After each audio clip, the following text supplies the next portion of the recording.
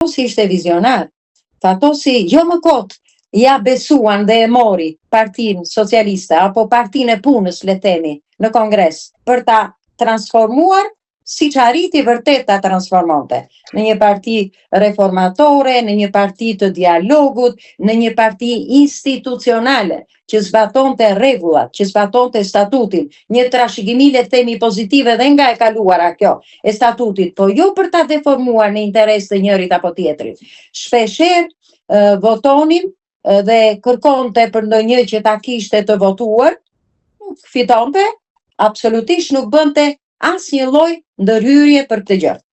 Po periudha që nga keni filluar deri kur tregoni dhe momentin që paraqitet dorëheqjen.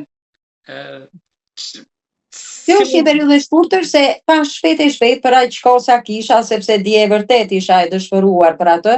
Unë kam vite që nuk e takoj Fatosin, nuk e shikoj, domethënë mund të kem 20 vjet që nga 2005 pa frikë fare, ndoshta ndonjëherë në 2007 mbase kam qenë në ndonjë takim, po e mbaj mend që e mbylla si thua këtë gjë. Për arsye edhe të asaj që nuk pajtohesha dot me këto oscilacionet do bëhem të Fatosit, por kjo histori e kabinetit, pra nuk jam në kabinetin qeveritar, s'kam qenë asnjëherë. Kabinetin e Në kryeministri kam punuar, po kam qenë në kabinetin e partisë, pra të Partisë Socialiste, kur Fatosi kishte humbur, ose më mirë dha dorëheqjen dhe iku nga kryeministër. Kështu që ishte pa forcë pushtetare. Por i kishte mbetur ajo forca e tij, e karizmës, e fjalës, e misionit, e palotshmërisë, e asaj që e lëshonte vërtet pushtetin, po pastaj luftonte fort që ta rimerte prapa të vend që kishte. I pëlqente si thua kjo lloj aventure politike, do thosha tani, duke parë nga lartësia e kohës. Dhe isha zgjedhur kryetare e forumit të gruas socialiste, jo me ndonjë dëshirë të madhe, por vetëm nga si thua ata që më rrethonin.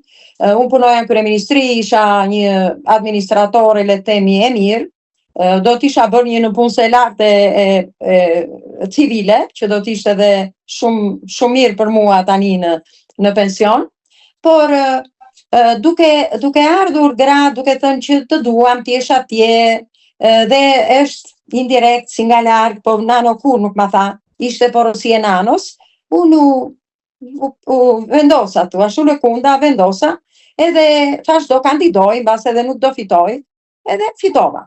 Fillova disa muaj, me njerë, brenda aparatit të partisë, kështu ishte. U krya zyra për forumin e gruas, më përpara kishte qenë një ish deputete, ajo kishte qenë deputete dhe kështu që punonte në parlament, si themi, kurse unë u futa brenda në aparatin e PS-s, ku kishte njerëz të mrekullueshëm. Atje skaloi 6 muaj, ishte një ditë tetori, nga fundi tetorit, mund të them plot, ishte një shtun, plot 20 vjet si sot. Më thot, më kërkon sekretarja, të kërkon kryetari, thot. E shtun, me vrapun, kërkon të kryetari, kishte një autoritet pa diskutueshëm.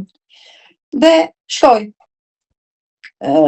Aparati i PS-s ishte në një rëmuj, po ndërtoheshin, po merremetoj, po rregulloheshin zyrat, të rikonstruktohej si thua brenda. Edhe më priti në mes të një rëmuje me libra pa fund, më tha mua, të dua shef e kabinetit. Unë u shqetësova shumë, them drejtë. I thash, në asnjë mënyrë, më mbi vlerësoni, thash, nuk kuptoj fare nga politika e madhe, tha ç'bëhet, dhe nuk jam e interesuar. Jo, tha, nuk do bësh në një politikë të madhe. Mendoja gjën e parë, mendova ato fjalimet e tij të përsosura, sidoqoftë një draft, duhet ja bëja si shef e kabinetit. Edhe i tha, fjalimet tha i bëj vetëm, më doli përpara, si thua. Dhe këtu prandaj dhe them që ai dinte ti prekte telat e njerëzve, nuk e harroj asnjëherë, më tha mua, unë këtu pra ai donte një njeri të besuar në kuptimin e mirë të fjalës, jo që ti mbante sekrete apo të bënte punë underground. Ai donte dhe më tha këtë.